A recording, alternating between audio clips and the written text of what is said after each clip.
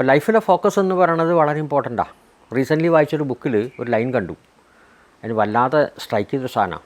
If you are not first you will be the last. അതിൽ ഈ ഫസ്റ്റും ലാസ്റ്റും തമ്മിലുള്ള വ്യത്യാസം അത് വളരെ പ്രധാനപ്പെട്ടതാണ്.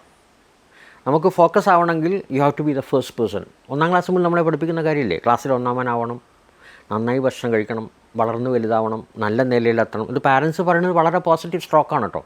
ഈ സ്ട്രോക്കാണ് പലപ്പോഴും ഈ ഫസ്റ്റിനെയും ലാസ്റ്റിനെയും ഡിസൈഡ് ചെയ്യുന്നത്. ഇതേ സ്ട്രോക്ക് വരുന്നത് എന്തെങ്കിലും ചെറിയൊരു പ്രശ്നം വരുമ്പോൾ പാരൻസ് വേറെ തരത്തിൽ നമ്മളെ സംസാരിക്കും, അല്ലെങ്കിൽ സൊസൈറ്റി വേറെ രീതിയിൽ നമ്മൾ സംസാരിക്കും. അപ്പോഴാണ് ഇത് ബാക്കിലേക്ക് പോണതും അല്ലെങ്കിൽ ആ ലാസ്റ്റിലേക്ക് പോണതും.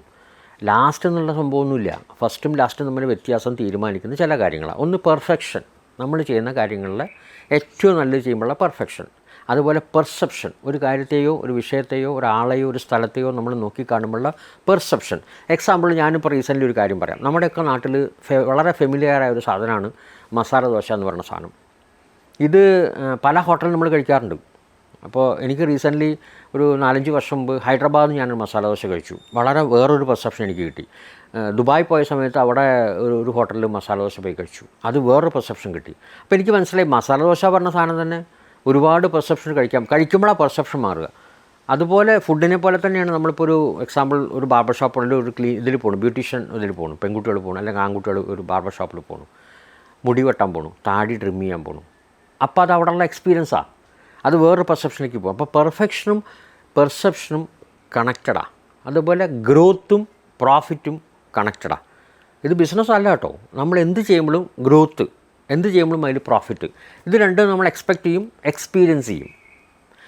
ഇതിന് നമുക്ക് തടസ്സം നിൽക്കുന്ന ചില കാര്യങ്ങളിൽ ഒരു 2-3 കാര്യങ്ങൾ. ഒന്ന്, ഇന്നൊവേഷൻ ആൻഡ് ഇമിറ്റേഷൻ.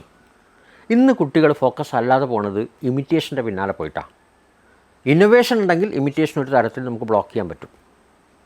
അപ്പോൾ ഇമിറ്റേഷൻ നമുക്ക് വേണോ എന്ന് ചോദിച്ചാൽ ചില കാര്യങ്ങളിൽ വേണം, എല്ലാത്തിലും പറ്റില്ല. അച്ഛൻ നടക്കുന്ന പോലെ മകന് നടക്കാൻ പറ്റില്ല, മകൻ കാർ ഓടിക്കുന്ന പോലെ അച്ഛന് കാർ ഓടിക്കാൻ പറ്റില്ല, അമ്മ ഉണ്ടാക്കുന്ന പോലെ മകൾക്ക് കറി ഉണ്ടാക്കാൻ പറ്റില്ല. ഒരുപാട് വ്യത്യാസങ്ങളുണ്ട്. നമ്മൾ നടന്നും നമ്മൾ ചെയ്യുന്നതൊക്കെ മറ്റൊരാൾ ചെയ്യണമെന്ന് നിർബന്ധിക്കാനും പറ്റില്ല, അതുപോലെ ചെയ്യാൻ നമുക്ക് പറ്റിക്കൊള്ളണമെന്നില്ല.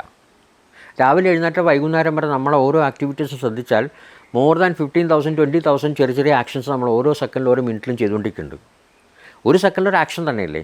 അപ്പോൾ അതിൽ തന്നെ ഇമിറ്റേഷൻ രണ്ടാമത് ചെയ്യുന്നുണ്ട്, പുതുമകൾ ചെയ്യുന്നുണ്ട്. മനുഷ്യൻ്റെ ഒരു പ്രത്യേകത പുതുമ ചെയ്യാൻ വളരെ ഇഷ്ടമുള്ള ആളാണ്, ഇന്നോവേഷൻ ചെയ്യാൻ വളരെ ഇഷ്ടമുള്ള ഒരു ക്രീച്ചറാണ് മനുഷ്യൻ.